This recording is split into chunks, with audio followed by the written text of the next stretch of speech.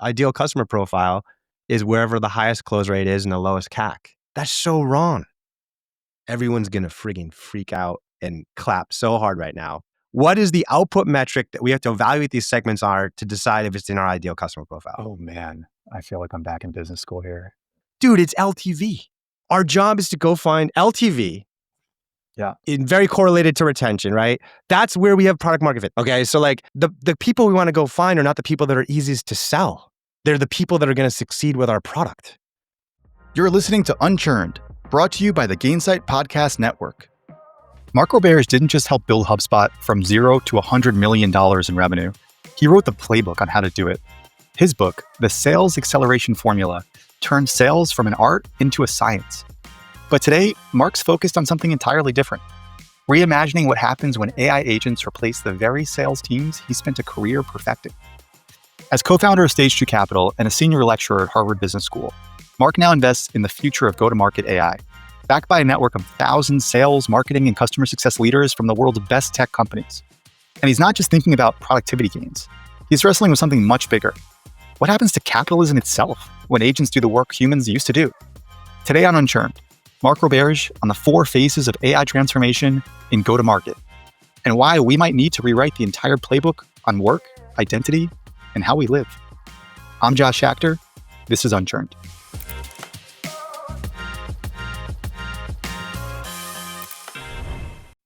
Welcome to this episode of Unchurned, everybody. I'm your host, Josh Schachter, and I'm delighted to be here today with Mark Roberge.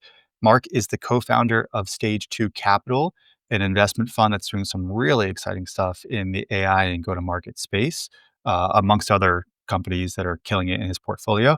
He's a senior lecturer at Harvard Business School and was one of the OGs at HubSpot. It took them from 0 to 100 million and ultimately left as CRO. Mark, thank you so much for being on the program. Hey, thanks, Josh. Great to be here. Where do we start? We want to talk all things go to market, all things in this world of AI transformation. I want to learn about all the kind of bubbling startups that you're seeing in your portfolio and that are applying to become part of your portfolio, where you think there's opportunity, where you think it's just noise, what the future is. I want to hear about this book that you've contributed to that's coming out. Let's pick one. Oh my gosh. I guess let's start with the AI stuff and we can back into the book stuff. So let me give you the quick arc if I can, Josh, just to give folks the context of where my perspective comes from. All right. So I think we all in the tech world will remember November 2022 when was that the year? I think that was it. The chat. I know it was November. I'm pretty sure it was 2022. 2022. Yep. The big chat GPT, that version, launched and went viral. And it just kind of showed to the world how much of a leap AI is gonna be. And so, as we're running Stage 2, I think we're in the middle of Fund 2 at that point. And we had our LP meeting on the East Coast and at MIT. There's a couple hundred people there.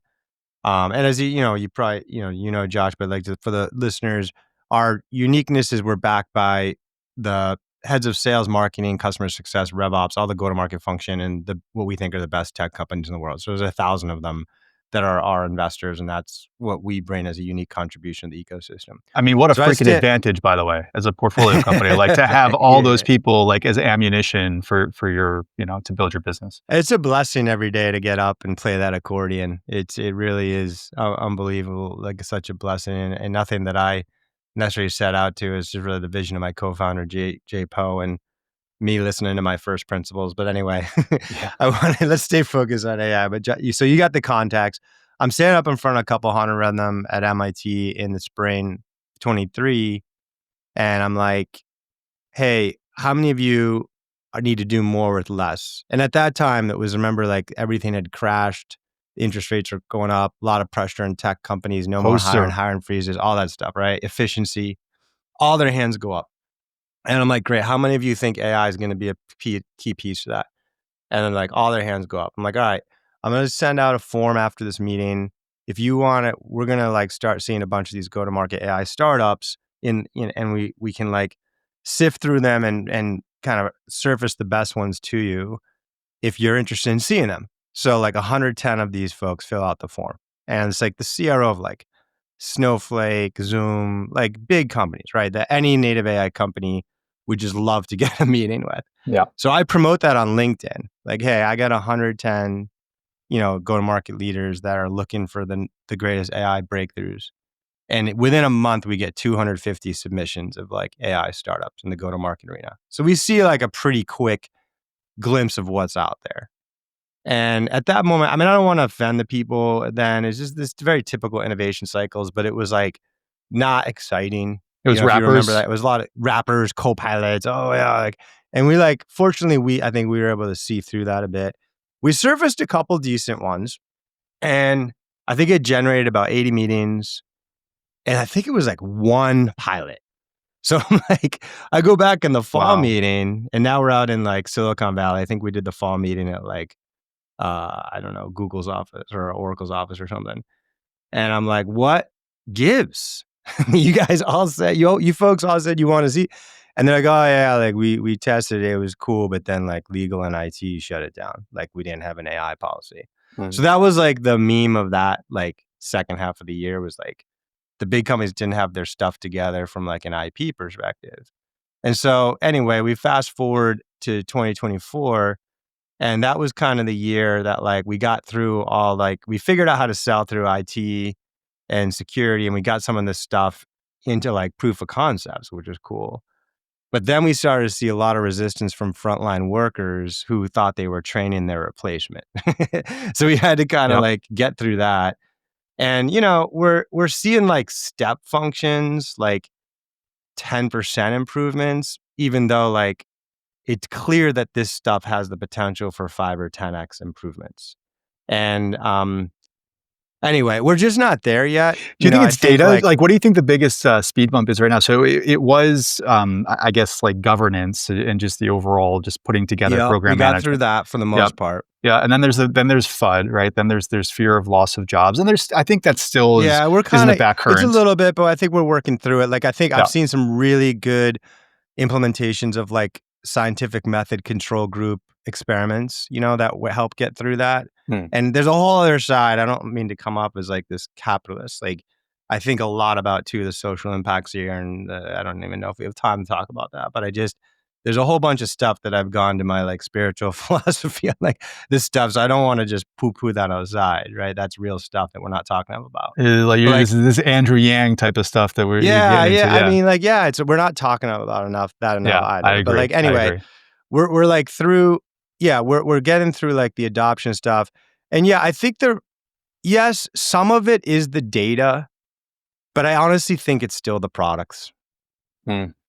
I just don't think they're there yet. Like, I think a lot of the startup visions are still iterative. They're not inventive, and the underlying tech is there. And it's just like, I think really, yes, we can blame the customer because they don't have their stuff together, their data, their workflow, their change management, but that's our job as the vendor and in sales. And so, like that's where we are now. I feel like we are seeing the 2 to 3x, and I think on our way to 10x, and some people have done it on the product and engineering side. I think there's still some issues on like moving from like wireframes into like true production, but we're getting there. We haven't seen it. We haven't seen 2xers and 3xers in sales.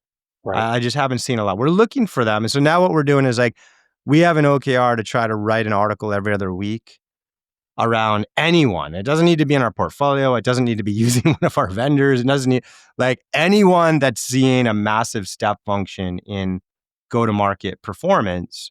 I think we've put out like, I don't know, 15 articles on our blog with like down to like the prompt, in the GPT on how to do it.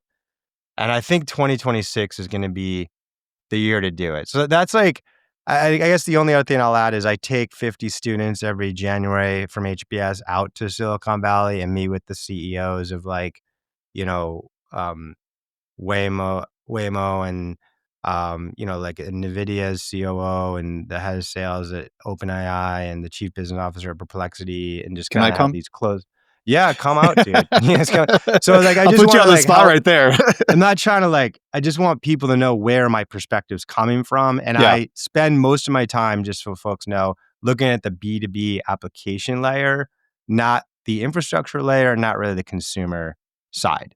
And I can Right. definitely talk about my current vision, but I'll stop there, Josh, to give like No. what That I've maps to seen our as the audience journey so too. far. I Yeah. mean, we're talking to folks that are looking at the B2B application layer for the most part. Yeah, That's exactly. in their workflow, right? So what is it that's so iterative? That's just not the 2 to 3x. And I get what you're saying. Like on the dev side and the design side, that we are there. We've got the I'll lovables and just the give you an replica. example, like right in Yeah. this, like the heart of this audience is like, there's so much work on like this. Look at customer support tickets.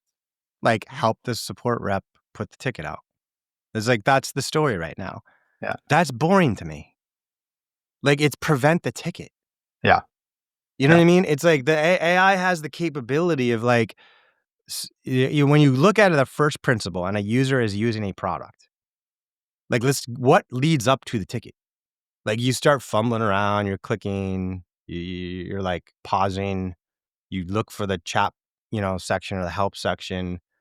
Like, that behavior is highly predictive of what ticket's coming and what solution's coming. So let's just get rid of the ticket. Yeah.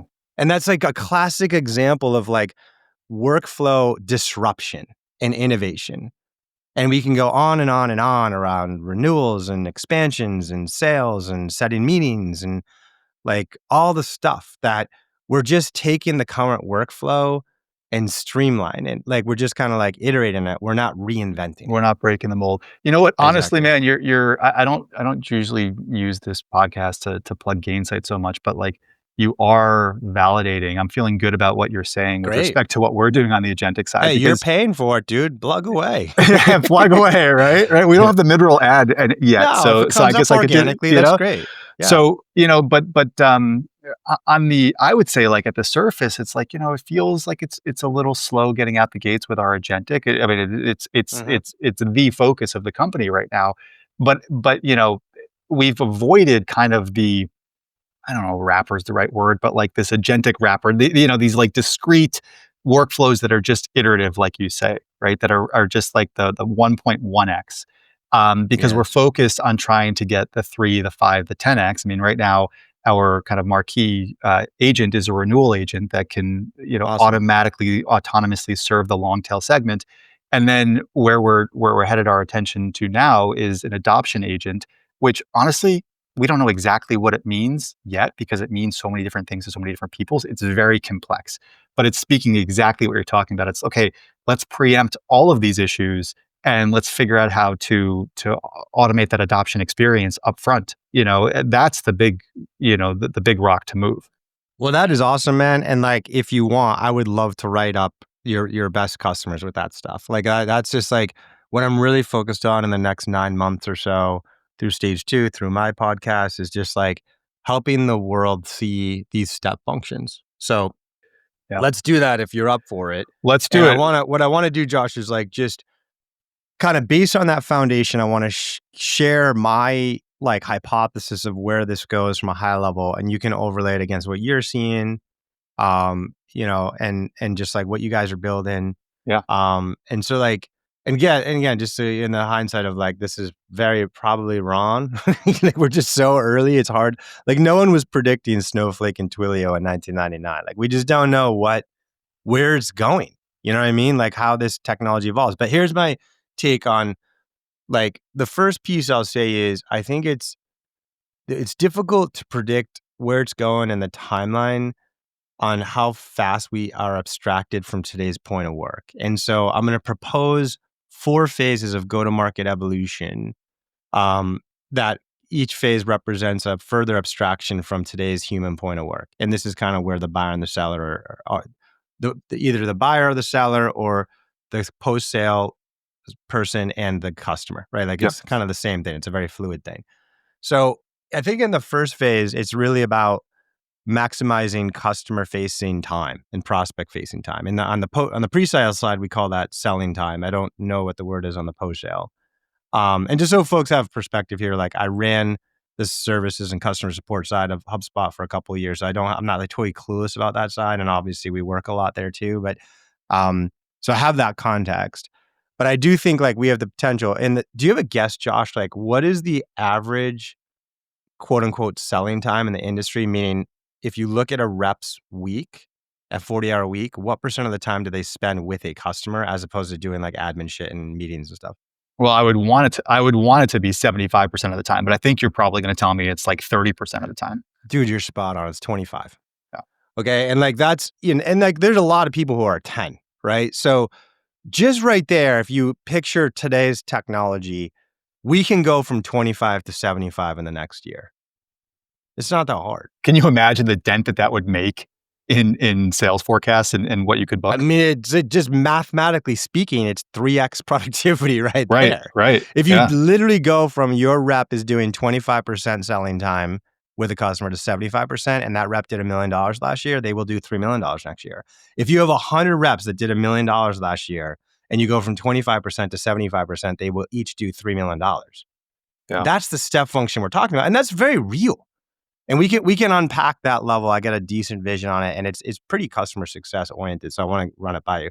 I think phase 2. You know what? Now I want to run back to Gainsight and figure out what that number looks like for us. Maybe we will. You should. Yeah. I bet. I mean, you guys are tight. I bet you're pushing 30s, maybe 40. The best I've seen is like in the 40s. But I mean, what do you think? So I said, I'd like to be at 75%, but I've never been a CRO. I'm just throwing out a number. Like, what do you think would be the ideal happy path for us to get to? I think you can get to 75. Yeah. I think the limiting factor that is very difficult in phase 1, and we'll get to phase 2 and phase 3, and then I'll unpack phase 1 for you, is like in phase 1, the rep is still selling to the customer. The customer success manager is still working with the customer. They have to prepare.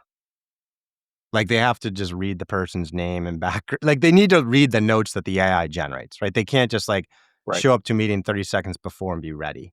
So there's a little bit of like time. Maybe you could push it to 90. I don't know. But like there's still some prep time that's needed.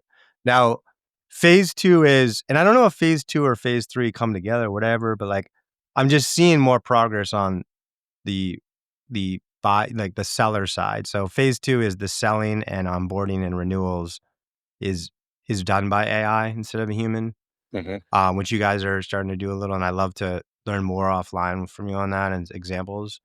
And then phase 3 is the buy-ins done by AI. Yep. And I don't know. I know there's some progress being done there, but I just see more progress on the selling and vendor side. And then phase 4 is the functional boundaries of an organization that we know of today. Like you have a finance department, sales department, marketing, customer success. You have engineering, product.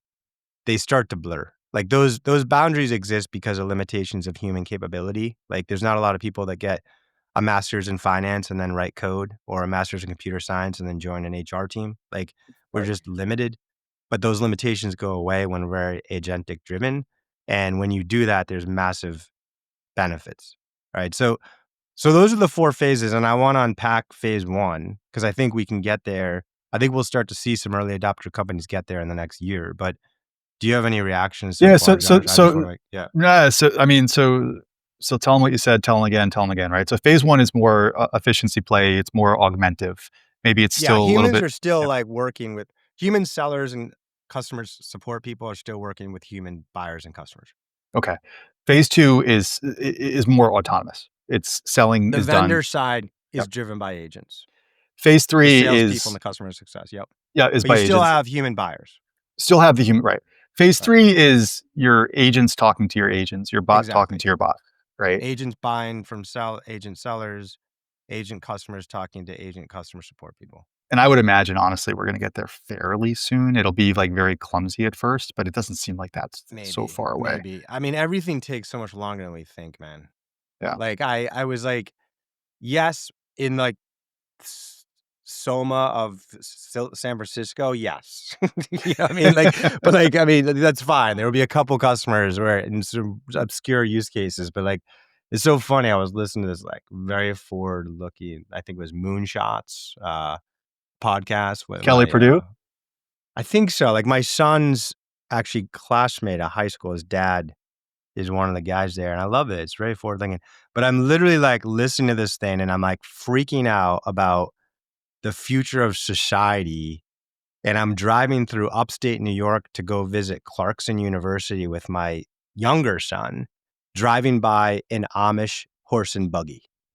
I don't know what it was. I don't know how to explain that moment. Because I'm like literally driving through like rural New York, picturing how AI is going to change this town, listening to all this, and then driving by an Amish horse and buggy. Yeah. So it's like, Yeah. I don't know. Like, yeah, it's going to come, but I just think when we live in these tech sectors, it always takes longer, I think, than we think. But anyway. There's no greater dichotomy than that.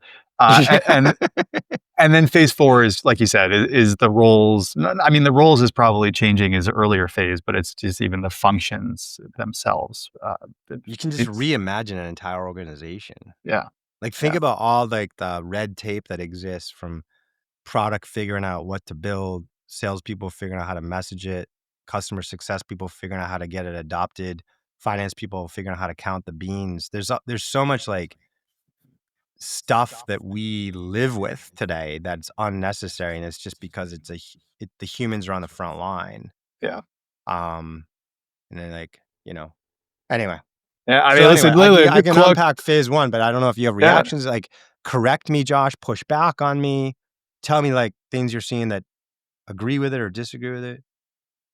No, I agree with it all, to be honest with you. I think an interesting piece of it is the role transformation. There's the functional department transformation, but the role transformation, and at what point does our job become, say in CS, right? Or in sales, it's more of the customer face time. It's being very strategic. There's also an element of this is I'm going to be managing my agents. Exactly. And that, I don't know, Right. that's phase 1.5 or wherever you would put it, but that's another kind of piece I'm thinking about these It's days. kind of like, yeah, I think it's through 2 and 3 because the agents start driving the front line. And I think if you were, who knows, Josh, and like we can take a moment for like to evaluate the societal impact for a moment. That like, okay, on one hand, you can like, oh my gosh, unemployment's going to go to 60%. Like, what happens to capitalism? All this stuff, and like, I do agree that capitalism is not compatible with the post AI era, and we have to talk a lot about that. But at the same time, if you read the newspapers from the 1880s, But you buried the lead there. Should that be the episode? I feel like we can go very deep into that conversation. I guess, You but could that's get going into to get trouble. scary. But like, I'll just on the other side, we can if you want, okay. But like if you look at the newspapers in the 1880s and the 1920s or whatever, 1950s, through each of these arcs of like industrial revolution, electricity, personal computing, there was the same narrative. All the jobs are going to go away. You're going to destroy, and it didn't. So that's kind of where a lot of like the Ivy League economists are. They're smart. They're very, very smart, right? And like they're just like, yeah, we'll find new jobs. It'll create more jobs. And you can see some of that. But I do have concern. And we can go back to that, Josh. But like yeah, so wait, the quick point I want to make on what you just said, Josh, is managing the agents. Yeah, like that could be like a little bit of like a symbol of where we head. And if you are early in your career, you might want to consider this, which is like, if your job suddenly becomes managing a bunch of agents, you're essentially like constantly refining models and iterations and getting data correct and like looking for opportunities and coming up with creative ideas. Your job is a little more like ops today. Mm-hmm. Mm-hmm. Like that's something I kind of wonder is like, are the future go-to-market leaders more like RevOps than CROs? Like today's CROs are like really great people managers. They're really great at enabling people hiring models, people coaching models, people enablement models, people training models, managing, motivating people. And RevOps is really good at like enabling tech stacks, data, flows, process automation. Suddenly, like the job looks a lot more like RevOps. And that'll be true for DevOps and finance ops and HR ops and all that kind of stuff. It's just something interesting. No, it is interesting. I mean, think about you, right? Like an incredibly strong sales leader. You've evolved now, beyond just that. But Um, you wrote the book. You wrote the what was the title of Sales your acceleration formula was the one from 10 years ago. Yeah. right? And it was a very quant driven book. I mean, I love Yeah. the way that you approached it. Right? It was Thank like you. we're going to be mathematicians here. Yeah. it, you know, It's a science, not an art. thank you. It can be Right. predicted. Yeah. Right. And that was incredibly important. But I mean, you wrote the book, Mark. It's in the domain somewhere. It's in an LLM somewhere. So maybe it's not the most critical skill, right, for a CRO anymore. Yeah. Right. And then Gong and everybody else wrote all the white papers on the words to say and not to say. And Exactly. and there's enough blogs about that, and geez, enough clickbait posts, on LinkedIn about that, about how to conduct BANT and medic conversations. So that might not be the skill that rises you to the top of the organization. So it's probably a little bit of everything, but it's like to your point, it's probably the person who's now in their 20s or something, just a little bit younger in their career, that is AI native, that is going to know how to operate all these mechanics, all these agentic AI mechanics, like you said. Yeah, Exactly. totally. But hey, let me spend a minute. If you want to go over to like the crazy stuff, we can. I kind of Society. But do. I kind of see if you're ready for it, but we can. Yeah, let's finish the phase well, one let me through just four like first. let me just. Well, I want to double click into number one because I think we're gonna get there. I think we're capable of getting there now, and not a lot of people are trying. And so let me just give you a taste of it. And a lot of this is rooted in customer success. I think the audience will kind of like it. So let's just start with like where everything starts in like the beginning of a go-to-market process is usually trying to find a company to target, a prospect. And a lot of people call that like like defining your ideal customer profile and then like going after people in there. And that the way that's happened like old school is like maybe once a year, if you're good once a quarter, someone refreshes the ideal customer profile. And the way they do it, and they actually do it wrong. Like most of the people they do it, they're like they look at a sales funnel and they say, okay, which segments do we have the highest close rates? And these segments, they could be SMB mid market, it could be North America versus Europe, it could be industrials versus tech versus healthcare. Like there's a lot of ways we can cut this. But let's just like keep it simple for example and just say, okay, SMB or mid market. And the way they're like, oh, our ideal customer profile is wherever the highest close rate is and the lowest CAC. That's so wrong. Everyone's gonna frigging freak out and clap so hard right now. Do you know? Do you know? I hate to, Josh. Like, can I call you Josh? Yeah. What is? It's not CAC. It's not close rate. What is the output metric that we have to evaluate these segments are to decide if it's in our ideal customer profile? Oh man, I feel like I'm back in business school here. I know, dude. I'm Professor sorry. Roberge. I'm sorry. It's not CAC. It's not LTV. No, Over CAC. dude. I didn't say that. No, is it I LTV? said it's not CAC. Yes. Okay. So I'm sorry, Josh. I don't mean because I'm putting you on the spot, man. And this is like so. But thank you for like making this interesting and like going through the, dude. It's LTV. Yeah. Like our job is to go find LTV. Lifetime value. Very correlated to retention, right? That's where we have product market fit. That is a customer that is going to succeed with our business. Okay. So like the people we want to go find are not the people that are easiest to sell. They're the people that are going to succeed with our product. Now, of course, it has to be like LTV to CAC because I can't like spend $1 million to find a good fit customer that's going to spend $1,000 with me. Like there's a function of that. But like most people just are just oriented in the CAC and the easiest to close, irregardless of whether it's a good fit customer in the long term. Why Okay, is so that? I mean, wait, but Mark, we've tried to shake that for so many years. I mean, we know this, right? Like rationally, we know that LTV and the retention of your customers matters so much, but yet it's still such a shiny object. What your conversion is on the initial sale. I think a lot of it comes from this like quarterly earnings on the street. Yeah. It's like short-term revenue targets. When you sell a bad LTV account, you don't feel it for 2 years, you're probably going to move on to another job. Yeah. Fair enough. So anyway, there's like, so that's just a perfect, and the other thing that's really effed up, and that could be fixed without AI. But the other thing that's weird is, okay, now let's say we do that right. And like once a quarter, we're doing all these segment analyses. We're doing SMB versus mid-market versus enterprise. We're doing industrials versus healthcare versus tech. We're doing North America versus Europe versus APAC to figure out where our pockets of opportunity are. And then we have a really clear, and we're doing it by LTV. So good, kudos, great job. And now it's like, all right, we have a beautiful view of our ICP. And we did an analysis to figure out that this quarter we can call on 75 new accounts because we've got like 50 reps and 20 SDRs and whatever. Guess how that happens? Some 22-year-old SDR that just graduated college 4 months ago is asked to go out and find those accounts. That's who's making the decision on one of the most expensive investments we're making in our sales team, which is the 75 accounts that we're going to spend the next 6 months with. That's a low bar for AI to like improve. You know what I mean? So like now you throw AI at that problem. And instead of doing it once a quarter, they're doing it once an hour. Evaluating segments. Instead of doing it on 9 attributes, they're doing it on 900,000.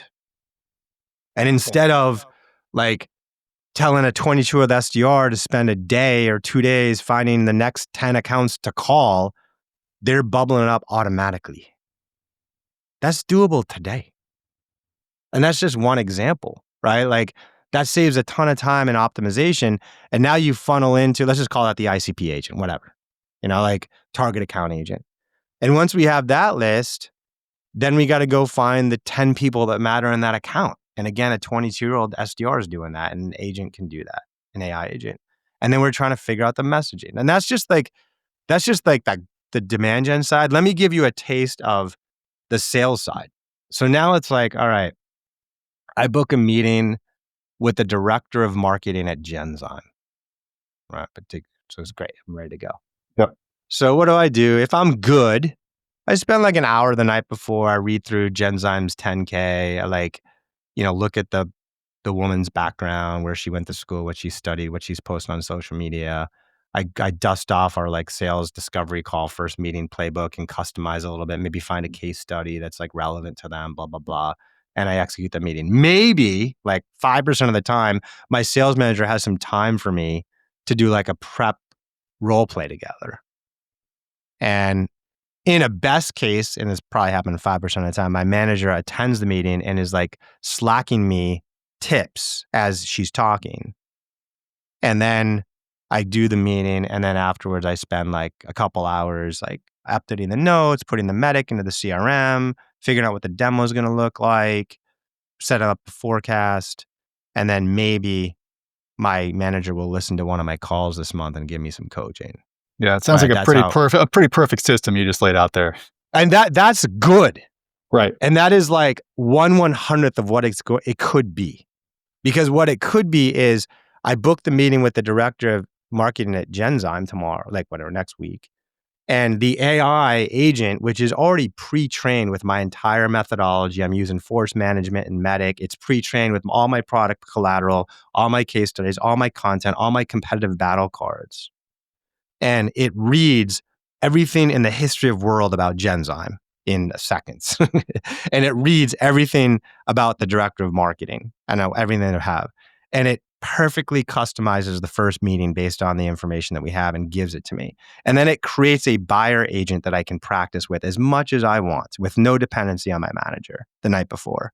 I can just and then it coaches me, practice, coach, practice. And then it shows up to me in the meeting as a Slack bot or agent or whatever. And as Patty, the director, talks, it learns and says, okay, like this is what this means. This is here, maybe try this question, maybe try this story, maybe try this product feature, maybe try this case study. And then after the meeting, it does all the stuff, updates the medics, puts the CRM, sets up the forecast, sets up the script for the next demo. And then it says, hey, Josh, that was a great meeting. You just elevated from a 5.1 to a 7.2 in champion development. You are crushing it. But you're still only at 3.6 on sense of urgency development. So I put together a 7-minute customized training module for you. Next time you're in an Uber, just listen to this. That's possible today, dude. And these are the questions you're not asking. You're not getting the information we need. And now you can start to see how sales time gets to 75%. Who's doing this well? Like, what vendors here? Let's let you plug somebody, right? Like, Sure. We just made an investment this summer in Letter AI that's like doing that second part. That's their vision with their platform. Some of their lead customers are like Lenovo and Red Panda. This stuff's published on their site. You can check it out. That's where they're headed. Ladder AI? Letter AI. Yeah. Letter AI. Okay. Hmm. Cool. Cool. And do you know which organizations are being I just enabled? Lenovo and Red Panda are some of their like lead customers. That's what I have to study now. Yeah. Like I need Yeah. to Who's just doing it go to well? if you're curious, go to the Stage 2 blog. You can read a bunch of these different things, and we're just trying. And if you have any, ping me on LinkedIn. Like that is like the next year, maybe more of my life is, um, like my podcast. The last 2 seasons have been like finding the founding CROs of all the best companies, OpenAI, Snowflake, Databricks, and telling the story. Yeah. And I'm shifting this year to just show me implementations of go-to-market tech, whether it's in marketing, sales, customer success, customer support, RevOps, whatever, that is creating minimum 3x step functions. That's what we have to find. It's so funny, man, because I'm doing the same thing with CS right now. I'm out Love there it. talking to everybody, just trying to figure out those case studies. Like my job is just collecting case studies every day of like who's doing Beautiful. what. Well, let's share, man. Let me help Yeah. you promote it. Yeah. Okay. We'll talk. I'm working on one right now. The most impressive CCO that I know. He Colin Slade of Cloudbeds, Sick. and he has 150 AI workflows and agents that he's built homegrown in his organization. Wow. He's just transformed the It's entire amazing. organization. Yeah. He came All in right. I'm there. going to follow up with that. I need to learn We'll more. talk. We'll talk. But he came in there. I mean, step one was he came in there. He turned the ops team into an AI ops team and said, "Great, Hmm. whatever you were doing, stop it. We're devoted now to building out all these agentic workflows. We're going to play on our own. We're going to, we're going to get this going." So, and then Sick. and then he applied pressure to the team. Said, if you're not with us, then as we evolve, there's not going to be a place for you. It's as simple as that. We need to all embrace this together. So I'm happy to share more details on that. It's awesome. And yeah. So all right, let's go over to I don't know the dark side, but let's go over to your thoughts on society, where we're where we're going, Mark. Listen, let me share some Please. openness on my end, right? So Sure. I tend to steer a little bit more progressive, right, on that side of the spectrum. Okay. We won't go too deep into politics, but I know we're entering a kind of a fuzzy area here with that, right? Hmm. And I don't know all his policies or what all his policies were, but about, geez, how many years ago was it that Andrew Yang was running for president? Sure. Yeah. UBI is And great. and I read the War on Normal People, and it was talking. I think it was written probably about a decade ago at this point. So I was super impressed with his foresight into all this. And Andrew Yang was talking about AI is coming. The first thing that's going to hit the streets is going to be, perhaps like autonomous truck driving for all these long Hmm. hauls, Yeah. cross Route 66 type of things. Yeah. What do 3 you think? million drivers every year. You've read it. Yep. 3 Of million course. Yeah. drivers, right? Like all like in their 40s and 50s. And like, Of what are they course. going to do when they get iced out of Exactly. their profession, right? A lot of them are probably armed, which for good reason. They're on the road, driving in the middle of the night I and stuff know. like that.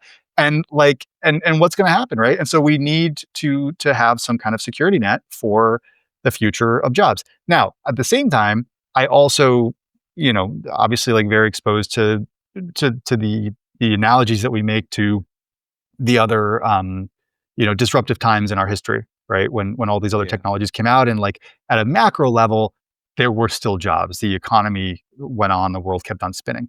I believe that. And I also believe, by the way, that two things that are dichotomies can both be true. So I believe that is the case, that we will find jobs for people, jobs will converge, they will evolve. I also Yeah. believe that it's a rationalization as well, especially for somebody in my seat Totally. that's helping to build Yeah. this. So that's my thoughts. I like it, man. I like it. I'll build on it. So the thing that perplexes me, and the reason this is rooted for me is like to your point, like you don't want to be destroying the world selfishly.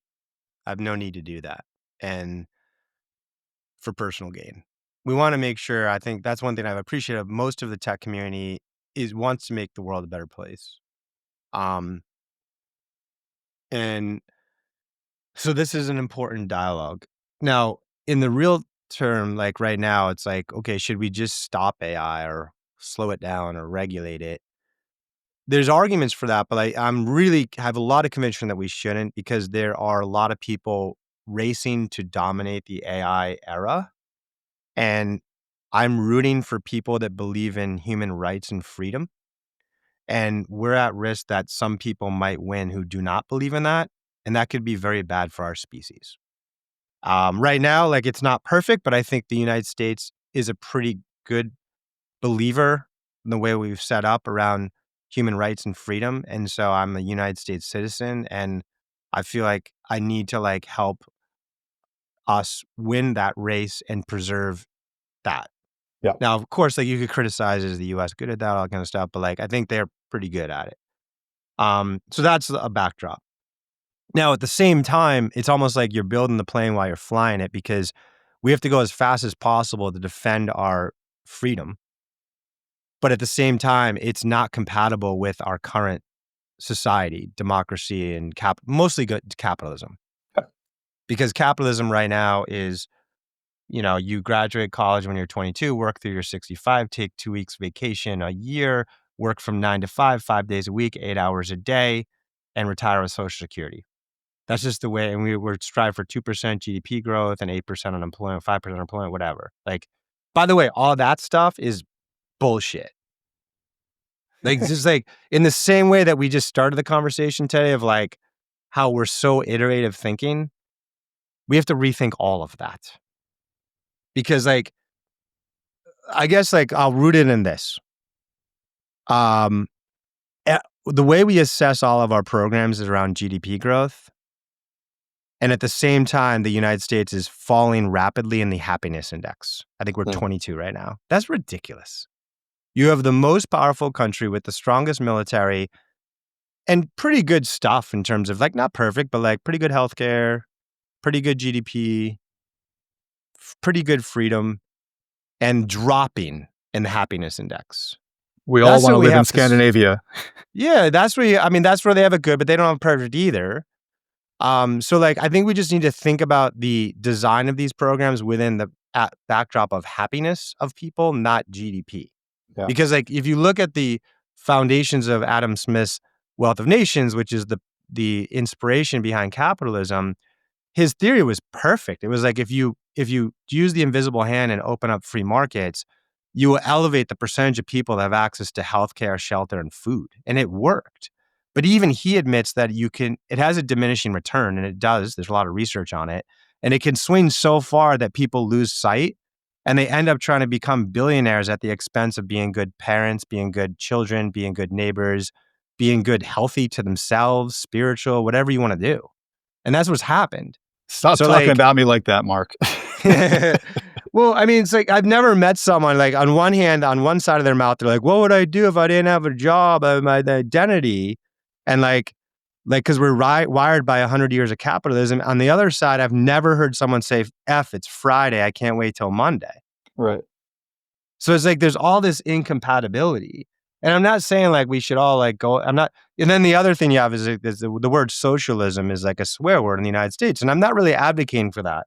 What I'm advocating for is a new Adam Smith philosopher that can appreciate where we're going and help devise and blow up the whole like, 5 days a week, 8 hours a day, 2 weeks vacation, work from 22 to 65, not be as good as a parent as you could, not being as good as a child as you could, not being as good as a neighbor, not taking care of yourself, your health, your mental health, your physical health, doing the hobbies. Like, we have evolved as a species to be able to put a roof over our head and food on our plate and free healthcare without exerting any energy. And I'm not saying we should sit around and play tennis all day, but it's just like, we have to like reframe how we think about this.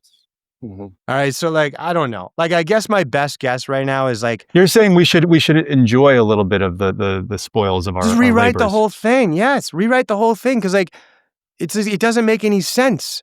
Everyone's like, I wish I could retire earlier. And then when you give them the opportunity, they're like, you've taken my identity away. Right. And so like, I don't know where it ends up, but I like, the big shot execs are talking about a shorter work week. We should do that. We should start talking about a shorter work week, shorter work day, because that will help with the supply and demand balance of labor. I think there will be jobs there. My personal opinion is I don't think AI is good at really true innovation and creation. And so I think it'll be a long, long time where like, I think humans will still author better books, write better, do better paintings, create better music, do better at people want to watch sports, like, create better niche restaurants, apparel. Like, I think like we become a really creative society using AI to do that rapidly. And those that succeed will live a better life. But what we see as middle class or upper middle class today will be the equivalent of welfare today. And we have to rewrite it as welfare because that's a bad term. But it's like, if you want to just chill out, then you will have the life of an upper middle class person, because we can use AI to like deliver free healthcare, shelter, food, and all that stuff for 1/100th of the cost as it costs today. So we can have a smaller government, lower taxes, a shorter work week, and a better life. Mark Roberge for president, everybody. And I'm definitely not running for president. That's what they all say. Not compatible. That's with what they me. all say before But I'm they just run. saying, like, please, if you're out there, Adam Smith 2.0, start working on this. And we need a leader. I'm not going to say any political stuff other than the United States is stronger than a divided states. And we haven't seen a president that can unite us in a long time, and we need to find one. This country was killing themselves 150 years ago in a civil war. We've been in tougher times. We're going to get through this. But we need someone to unite us.